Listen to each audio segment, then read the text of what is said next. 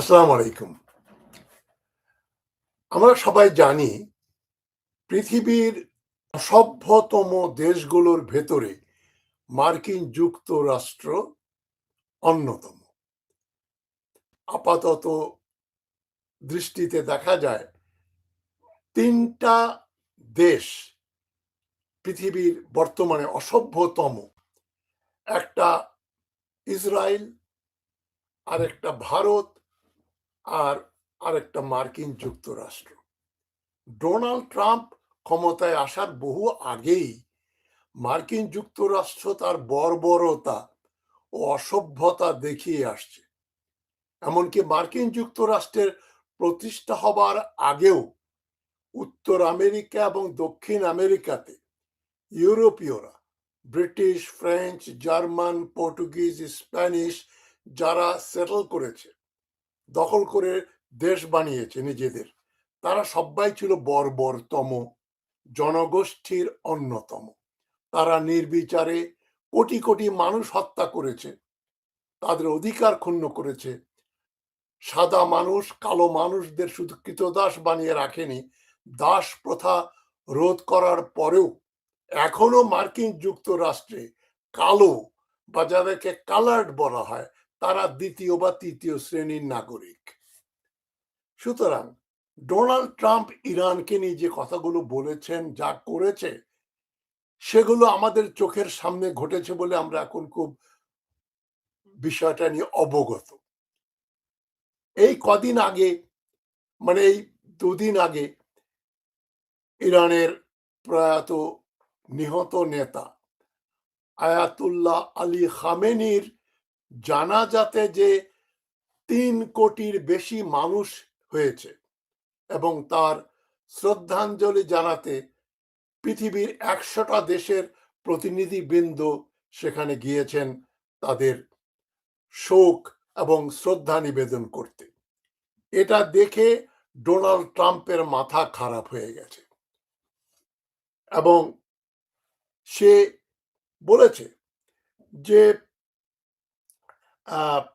এত মানুষ আসবে, আমি তো মনে করেছিলাম আয়াতুল্লাহ খামেনি আদৌ জনপ্রিয় নয়, তার জানাজায় তাকে শ্রদ্ধা জানাতে এত মানুষের সমাগম হবে সেটা আমি জানতাম না। তবে সে যে কথাগুলো বলেছে সেটা খুবই আপত্তিকর। এরপরে সে বলেছে ইরানের সব শীর্ষ নেতা এক জায়গায় জড়ো হয়েছিল, এক শটেই সবাইকে শেষ করে দিতে পারতাম, কিন্তু আমরা সেটা করিনি, কারণ আমরা খুব মহান, আমরা ভালো মানুষ, উই আর নাইস পিপল।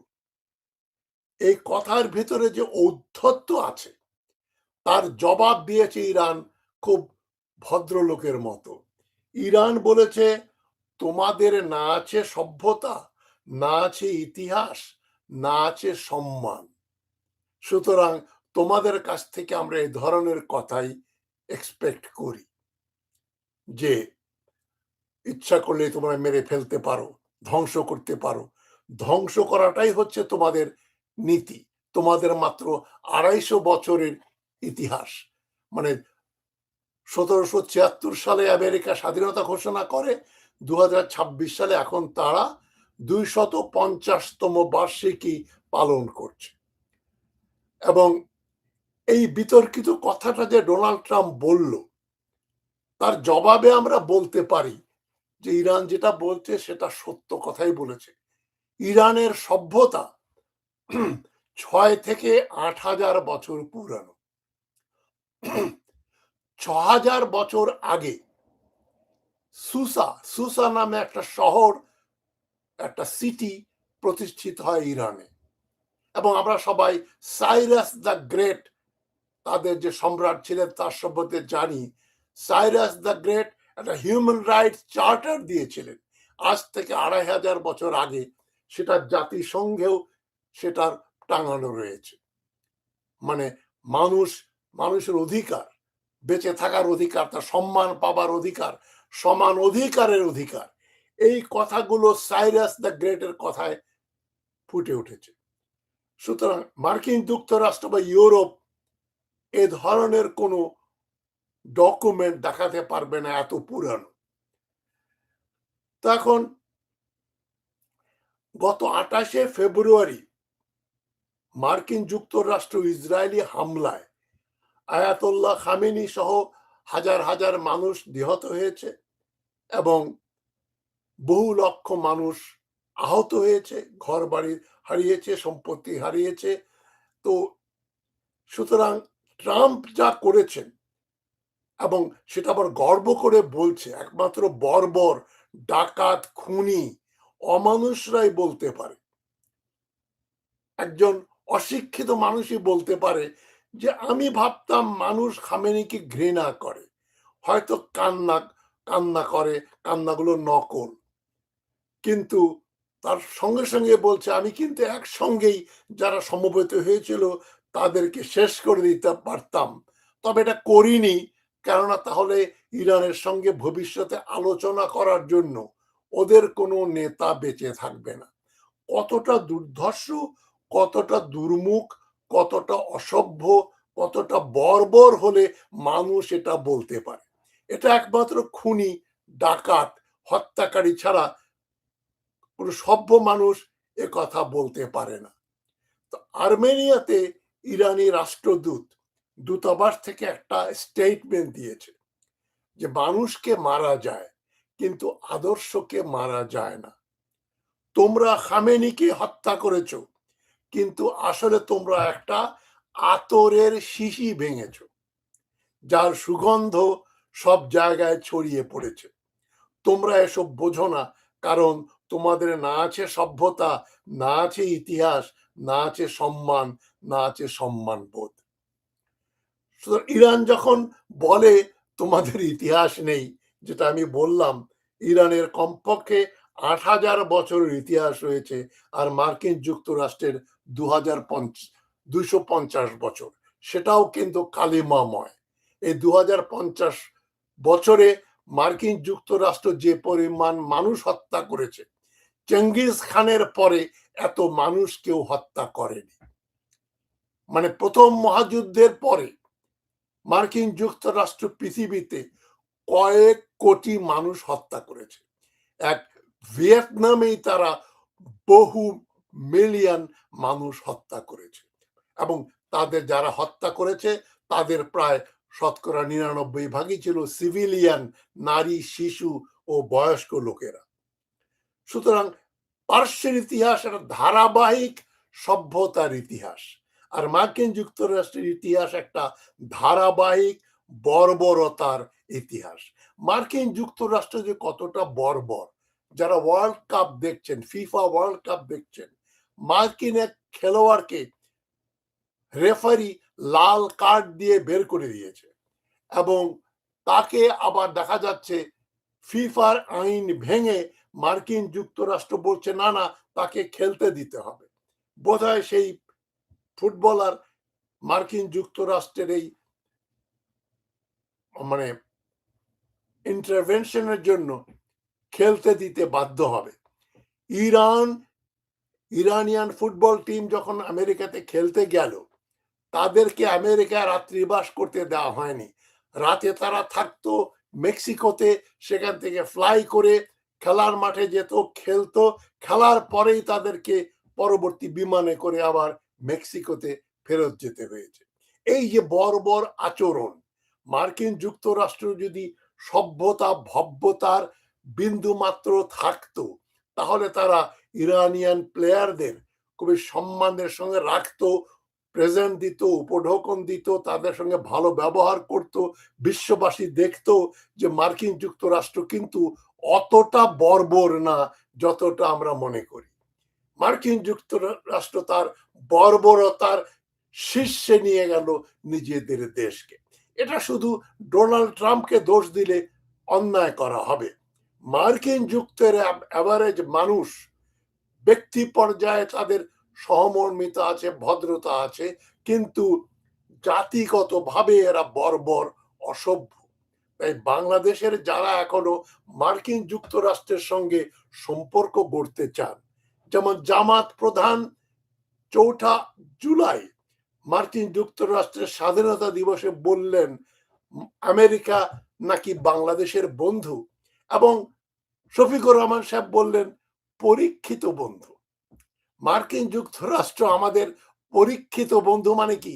৭১ সালে তারা আমাদের স্বাধীনতার বিরোধিতা করেছে, তারা স্বৈরাচারী এরশাদকে লেজিটিমেসি দিয়েছে, হাসিনার সময় তারা হাসিনার সঙ্গে খুব ভালো সম্পর্ক রেখেছে, মানবাধিকার লঙ্ঘনের ব্যাপারে শেষ দিকে যখন দেখলো হাসিনা অতি জনপ্রিয়তা কম, নেই বললেই চলে, ভারতের সঙ্গে বাংলাদেশ এখন বেশি সম্পর্ক বৃদ্ধি করেছে হাসিনার আমলে, কেবল তখনই মার্কিন যুক্তরাষ্ট্র পরোক্ষভাবে হাসিনা সরকারের বিরোধিতা করল।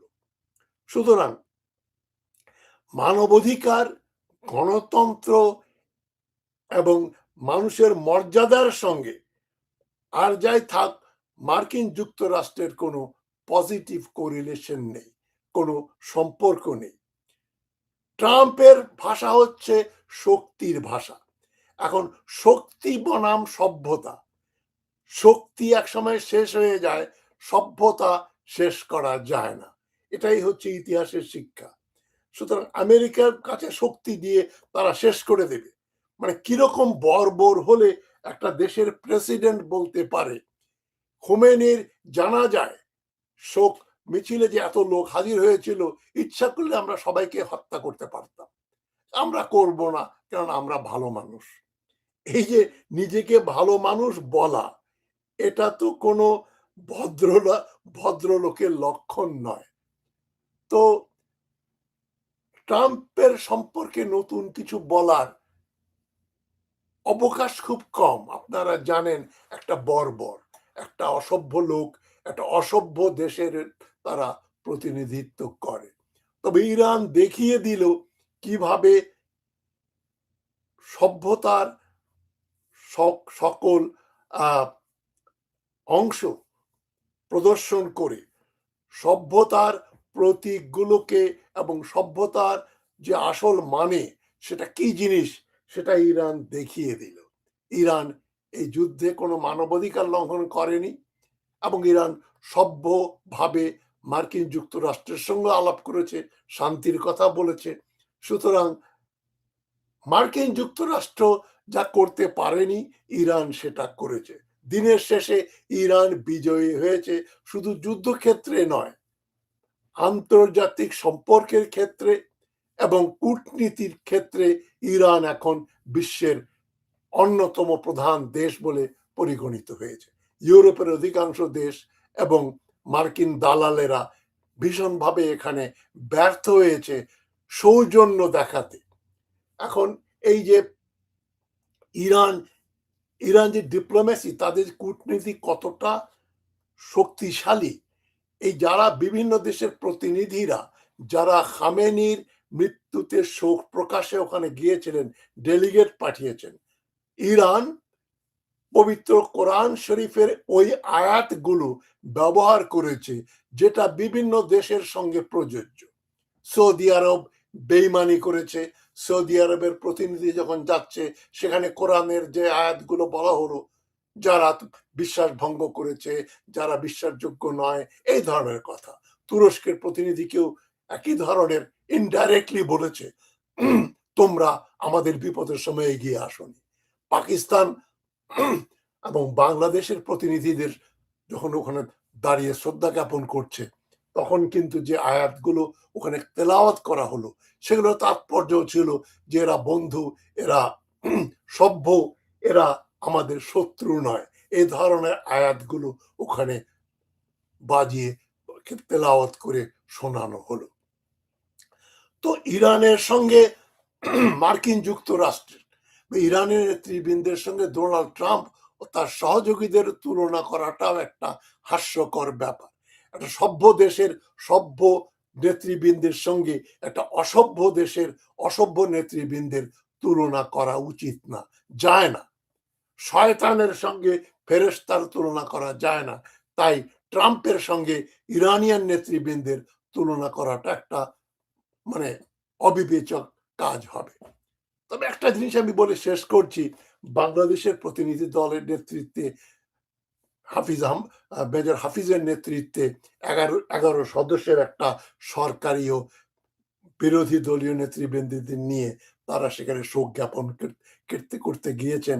খুবই ভালো কথা। এটা শুধু সরকারি দলের লোকজন যায়নি, এটা তারেক রহমানের সরকার একটা ভালো দৃষ্টান্ত স্থাপন করেছে।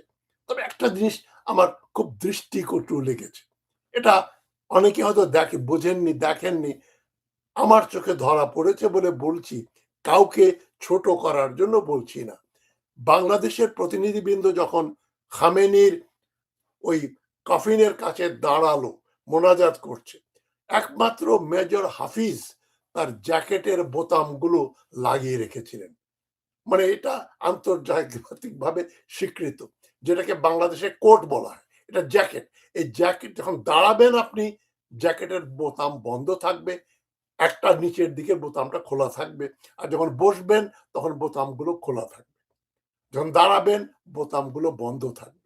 একমাত্র মেজর হাফিজ ছাড়া আমি দেখলাম বাংলাদেশের পুরুষ প্রতিনিধিবৃন্দ যারা ছিলেন সববারই বোতামগুলো এরকম খোলা, পেটটা বের করে, টাই বের করে দাঁড়িয়ে আছেন। এটা আন্তর্জাতিক অন্যান্য দেশের ডেলিগেটদের দেখবেন, আমার চোখে পড়েনি যে কেউ এভাবে সবগুলো বোতাম খুলে বুক টান করে দাঁড়িয়ে আছেন। এটা একটা ডিপ্লোম্যাটিক কার্সি। এই কার্সিটা আমাদের জানা উচিত ছিল এবং তাদের বলে দেওয়া উচিত ছিল আপনারা কিভাবে ওখানে দাঁড়াবেন। বডি ল্যাঙ্গুয়েজ একটা ব্যাপার আছে। তো এটা খুবই বড় ধরনের কোনো ভুল না, তবে এটা দৃষ্টিকটু, আন্তর্জাতিক মানে এটা দৃষ্টিকটু দেখায়। এই জন্যই বললাম যে যাতে ভবিষ্যতে এই ব্যাপারে একটু বাংলাদেশের প্রতিনিধিবৃন্দ যখন বাইরে যাবেন, দেশের বাইরে যাবেন, একটু এই দিকটা নজর রাখবেন। যাই হোক, আমার আলোচনা দীর্ঘায়িত করছি না। আমি ডোনাল্ড ট্রাম্পের এই বক্তব্যে খুবই মর্মাহত হয়েছি।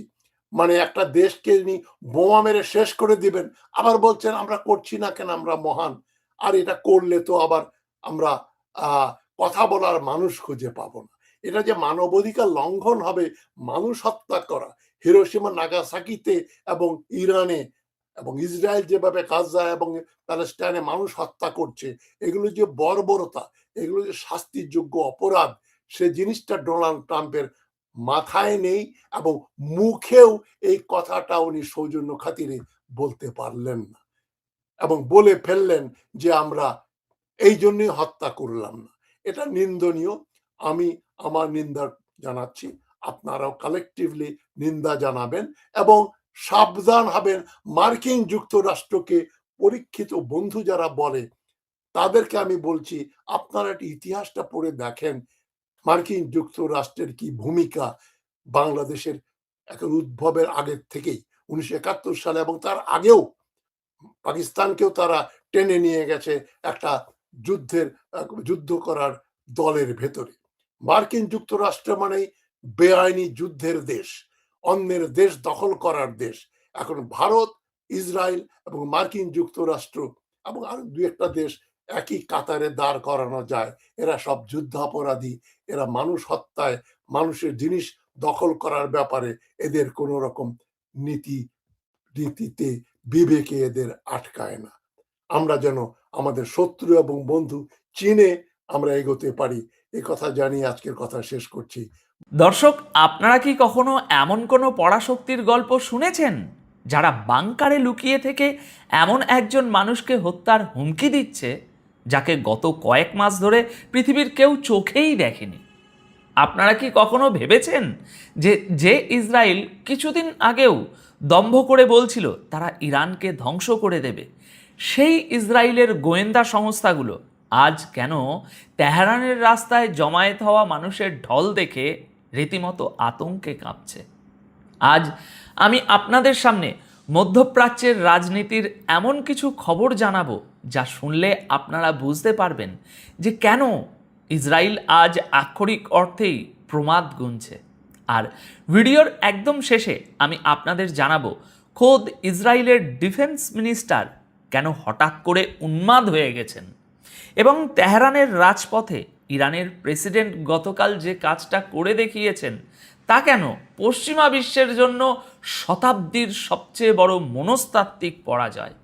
সুতরাং এই প্রতিটি খবর বিস্তারিত জানার জন্য আপনাদের আজকের এই পুরো আলোচনাটা খুব মনোযোগ দিয়ে শুনতে হবে দর্শক। দেখুন, গত কয়েকদিন ধরে ইরানে তাদের শহীদ সুপ্রিম লিডার আয়াতুল্লাহ আলী খামেনির জানাজার আনুষ্ঠানিকতা চলছে। পশ্চিমা মিডিয়া বারবার বোঝানোর এটাই চেষ্টা করছিল যে খামেনিকে হত্যার পর ইরানের পতন একেবারে নিশ্চিত ঘটবেই ঘটবে এবং তাদের নেতারা ভয়ে লুকিয়ে থাকবে। কিন্তু আজ ইসরায়েলের নিজস্ব গোয়েন্দা রিপোর্ট যা বলছে তা পশ্চিমাদের পুরো স্ক্রিপ্টটাকে ডাস্টবিনে ছুঁড়ে ফেলে দিয়েছে। একটু চিন্তা করুন দর্শক, গতকালকের খবর। গতকাল 6ই জুলাই ইসরায়েলের বিখ্যাত এবং প্রভাবশালী সংবাদ মাধ্যম জে ফিড এবং দ্য জেরুজালেম পোস্টে দুটি অত্যন্ত চাঞ্চল্যকর বিশ্লেষণ প্রকাশিত হয়েছে। খবরের শিরোনামগুলো পড়লেই ইসরায়েলের ভিতরের আতঙ্কটা স্পষ্ট বোঝা যায়। জে ফিডের শিরোনাম, Khamenei's son may be preparing for revenge, এবং জেরুজালেম পোস্ট বলছে, as the IRGC Mostafa Khamenei seek revenge, Israeli official fear renewed, Iran fighting. অর্থাৎ ইসরায়েলি নিরাপত্তা কর্মকর্তারা এখন নিশ্চিত যে ইরানের নতুন সুপ্রিম লিডার মোস্তাফা খামেনি এবং আইআরজিসির কমান্ডার আহমেদ ওয়াহিদি আড়ালে বসে তাদের নেতার হত্যার একটা ভয়ঙ্কর প্রতিশোধের ছক কষছেন। ইসরায়েলি গোয়েন্দারা স্বীকার করতে বাধ্য হয়েছে যে ইরান যুদ্ধবিরতির এই সময়টাকে কাজে লাগিয়ে খুব দ্রুত তাদের সামরিক সক্ষমতা পুনর্গঠন করছে। অর্থনীতি চাপে থাকলেও সামরিক দিক থেকে তারা বিন্দুমাত্র দুর্বল হয়নি। দর্শক, এখানে সবচেয়ে বড় ধাক্কাটা ইসরায়েল কোথায় খেয়েছে জানেন? জে ফিডের এই রিপোর্টেই পরিষ্কার বলা হয়েছে যে ইসরায়েলি অফিসিয়ালরা এখন চরম হতাশ, কারণ আমেরিকা এবং ইরানের মধ্যে যে চুক্তি হচ্ছে সেখানে ইসরায়েলকে পুরোপুরি সাইডলাইন করে দেয়া হয়েছে। যে আমেরিকা ইসরায়েলকে ছাড়া এক কদমও চলতো না, সেই আমেরিকা আজ নিজেদের অর্থনীতি বাঁচাতে ইসরায়েলকে বাদ দিয়েই ইরানের সাথে ডিল করছে। ইসরায়েল ভয় পাচ্ছে যে যে কোনো মুহূর্তে ওয়াশিংটন এবং তেহরান এমন কোনো চুক্তিতে পৌঁছাবে যা ইসরায়েলের জন্য একটা কৌশলগত বিপর্যয় হয়ে দাঁড়াবে। অর্থাৎ ইসরায়েল আজ বুঝতে পারছে যে যখন পরাশক্তির নিজের পিঠ দেওয়ালে ঠেকে যায় তখন তারা এভাবেই ইসরায়েলের মতো দেশকে ছুঁড়ে ফেলে দেয়। আর এই ভয় এবং একঘরে হয়ে পড়ার আতঙ্কেই ইসরায়েলের নেতারা এখন উন্মাদের মতো ফাঁকা হুমকি দিতে শুরু করেছে। গতকাল 6ই জুলাই 2026 তারিখে আনাদুলু এজেন্সি সহ বিভিন্ন রিপোর্টে বলা হয়েছে, ইসরায়েলের প্রতিরক্ষা মন্ত্রী ইসরায়েল কাটজ জেরুজালেম পোস্টকে দেওয়া এক সাক্ষাৎকারে সরাসরি হুমকি দিয়ে বলেছেন, ভবিষ্যতে ইরানের কোনো নেতা যদি ইসরায়েলকে ধ্বংসের প্ল্যান করে তবে তাকেও আমরা খতম করে দেব। দর্শক, আপনারা কি এই হুমকির পিছনের আসল দুর্বলতাটা ধরতে পারছেন? যে মোস্তাফা খামেনি এখনও আনুষ্ঠানিকভাবে তার নেতৃত্ব ঘোষণাই করেননি, যাকে ইসরায়েল টার্গেট করার জন্য একেবারে হন্য হয়ে খুঁজছে, তাকে ইসরায়েল কার্ডস আগে ভাগেই হত্যার হুমকি দিচ্ছেন কেন? কারণ ইসরায়েল চাইছে ইরান যেন কোনোভাবে উস্কানিতে একটু পা দিয়ে এবং আগে কোনো ভুল করে বসে, যাতে আমেরিকা আবার ইসরায়েলের পক্ষে যুদ্ধে নামতে বাধ্য হয়। এটা ইসরায়েলের আত্মবিশ্বাস নয়, এটা হলো তাদের মৃত্যু ভয়। কিন্তু ইসরায়েল যখন বাংকারে বসে হত্যার হুমকি দিচ্ছে তখন ইরানের নেতারা কি করছেন? এই জায়গাটা খুব মনোযোগ দিয়ে শুনবেন দর্শক। গতকাল 6ই জুলাইয়ের ইরানি মিডিয়ার গ্রাউন্ড রিপোর্ট এবং বিভিন্ন ফুটেজ থেকে আমরা এমন একটা দৃশ্য দেখেছি যা পশ্চিমা বিশ্বের সমস্ত প্রপাগ্যান্ডাকে এক মুহূর্তে মিথ্যে প্রমাণ করে দিয়েছে। ইরানের প্রেসিডেন্ট মাসুদ পেজিশিয়ান, যাকে পশ্চিমা মিডিয়া বলে যে তারা নাকি ভয়ে কাঁপে, সেই পেজিশিয়ান কোনো বুলেট প্রুফ গাড়ি ছাড়া, কোনো বড় সামরিক বলয় ছাড়া তেহরানের রাস্তায় লাখ লাখ মানুষের ভিড়ের মধ্যে পায়ে হেঁটে জানাজায় অংশ নিয়েছেন। তিনি সাধারণ মানুষের সাথে কথা বলেছেন, তাদের সাথে হেঁটেছেন। তার চেহারায় ইসরায়েলি বা আমেরিকান ড্রোন হামলার বিন্দুমাত্র ভয় ছিল না। শুধু পেজিশিয়ান নন, এই জানাজায় এমন একজন মানুষ উপস্থিত ছিলেন যা দেখে ইসরায়েলের চোখ রীতিমতো কপালে ওঠার কথা। তিনি হলেন ইরানের প্রথম সুপ্রিম লিডার আয়াতুল্লাহ রুহুল্লাহ খামিনির নাতি আহমেদ খামিনি। অর্থাৎ ইরানের ইসলামিক বিপ্লবের প্রথম এবং দ্বিতীয় প্রজন্মের নেতারা আজ একসাথে তেহরানের রাস্তায় হাঁটছেন। এটা শুধু একটা জানাজা নয়, এটা হলো পুরো বিশ্বের কাছে ইরানের রিজিম ইউনিটির একটা বিশাল শোডাউন। ইসরায়েল হয়তো ভেবেছিল খামেনিকে মারলেই এরা নিজেদের মধ্যে কামড়াকামড়ি করে শেষ হয়ে যাবে, কিন্তু আজ তারা দেখছে যে ইরানের নেতারা সাধারণ মানুষের সাথে মিশে এক হয়ে গেছে। বর্মের আড়ালে থাকা ইসরায়েলি নেতাদের জন্য এর চেয়ে বড় সাইকোলজিক্যাল ধাক্কা আর কি হতে পারে দর্শক? এবার আসুন সেই খবরটা আপনাদের জানাই যা আমি ভিডিওর শুরুতে বলেছিলাম। আমি বলেছিলাম তেহরানের রাজপথে এমন কিছু ঘটেছে যা পশ্চিমাদের পুরো হিসেব নিকেশ পাল্টে দিয়েছে। গতকাল 6 জুলাই সকাল 8:58 দ্য টাইমস অফ ইসরায়েলের রিপোর্টটি পড়লে বুঝতে পারবেন যে ইসরায়েল আজ কেন এত আতঙ্কে আছে। রিপোর্টে বলা হয়েছে তেহরানের রাস্তায় কালো কাপড় পরা লাখ লাখ মানুষ খামেনির কফিনের পিছনে হাঁটছে এবং তারা ট্রাম্প বা নেতানিয়াহুর বিরুদ্ধে সাধারণ স্লোগান দিচ্ছেন না, তারা প্রকাশ্যে ট্রাম্পের কুশপুতলিকা ফাঁস লাগিয়ে ঝুলিয়ে দিয়েছে। একজন ইরানি নারী ফাতেমা হাসান টাইমস অফ ইসরায়েলকে যা বলেছেন তা পুরো গ্লোবাল সাউথের মনের কথা। তিনি বলেছেন, আমরা আজ এখানে তাকে বিদায় জানাতে আসিনি, আমরা এখানে এসেছি প্রতিশোধ নেওয়ার জন্য এবং আমরা প্রতিশোধ নেবই। দর্শক, আপনারা কি জানেন এই প্রতিশোধের আগুন কত মানুষের মধ্যে জ্বলছে? ঠিক আন্তর্জাতিক মিডিয়া এবং ড্রোনের এরিয়াল ফুটেজ থেকে যে তথ্য আসছে, যা বুঝছি আমরা, তা আক্ষরিক অর্থেই ইতিহাস। গতকাল 6 জুলাইয়ের রিপোর্ট অনুযায়ী তেহরানের এনক্লেভ স্কোয়ার থেকে আজাদি স্কোয়ার পর্যন্ত শুধু মানুষের মাথার সমুদ্র। ধারণা করা হচ্ছে শুধু তেহরানেই 1 কোটি বেশি মানুষ উপস্থিত হয়েছে, আর এই পুরো ইরানের সংখ্যাটা 1.5 থেকে 2 কোটি ছাড়িয়ে যেতে পারে। চিন্তা করুন দর্শক, 1989 সালে যখন আয়াতুল্লাহ রুহুল্লাহ খামিনি মারা যান, তখন তার জানাজাকে মানব ইতিহাসের সবচেয়ে বড় জানাজা বলা হতো। আর আজ 2026 সালে পশ্চিমা বিশ্বের এত স্যাংশন, এত প্রপাগান্ডা, এত যুদ্ধের পরও ইরান সেই রেকর্ড আবারও ভেঙে দিল। 2 কোটি মানুষ যখন রাস্তায় নেমে প্রতিশোধ বলে চিৎকার করে, তখন সেটা শুধু একটা জানাজা থাকে না, সেটা হয়ে যায় একটা প্রতিশোধের গণভোট। ইসরায়েল এবং আমেরিকা খুব ভালো করেই বুঝতে পেরেছে যে তারা একটা ঘুমন্ত আগ্নেয়গিরির মুখে ঢিল ছুঁড়েছে। মোস্তাফা খামিনিকে তারা দেখতে পাচ্ছে না ঠিকই, কিন্তু 2 কোটি মানুষের এই বাঁধ ভাঙার সমর্থনই হলো মোস্তাফা খামিনির আসল অস্ত্র। ইসরায়েল কার্ডস যতই ফাঁকা হুমকি দিন না কেন, যখন আমেরিকা নিজেই এই 2 কোটি মানুষের ক্ষোভ দেখে সিজফায়ার করার জন্য ব্যাকডোর ডিপ্লোমেসি করছে, তখন ইসরায়েলের পতন শুধু সময়ের অপেক্ষা। দর্শক, এটাই হলো বর্তমান বিশ্বের আসল চিত্র। পশ্চিমা বিশ্ব এতদিন বোমার ভয় দেখিয়ে মানুষকে চুপ করিয়ে রাখত, কিন্তু আজ ইরান প্রমাণ করে দিল যে যদি একটা জাতির আত্মবিশ্বাস থাকে, তবে কোনো বাংকার বাস্টিং বোমাই তাদের মাথা নত করাতে পারে না। এখন আপনাদের কাছে আমার প্রশ্ন দর্শক, আপনাদের কি মনে হয় ইসরায়েল কি এই 2 কোটি মানুষের ক্ষোভ দেখে ভয় পেয়ে তাদের আগ্রাসন কমাবে, নাকি মরিয়া হয়ে নতুন কোনো হঠকারী সিদ্ধান্ত নিয়ে নিজেদের পতনকে আরও দ্রুত করবে?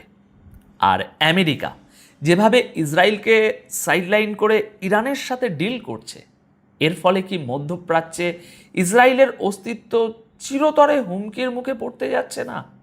লজিক্যালি চিন্তা করুন এবং আপনাদের মূল্যবান মতামত অবশ্যই নিচে কমেন্ট করে জানান। আপাতত এই প্রতিবেদন তাহলে এখানেই শেষ করছি। দেখা হবে আগামী পর্বে নতুন কোনো বিশ্লেষণের সাথে। সবাই খুব ভালো থাকবেন, সুস্থ থাকবেন। ধন্যবাদ আপনাদের সকলকে।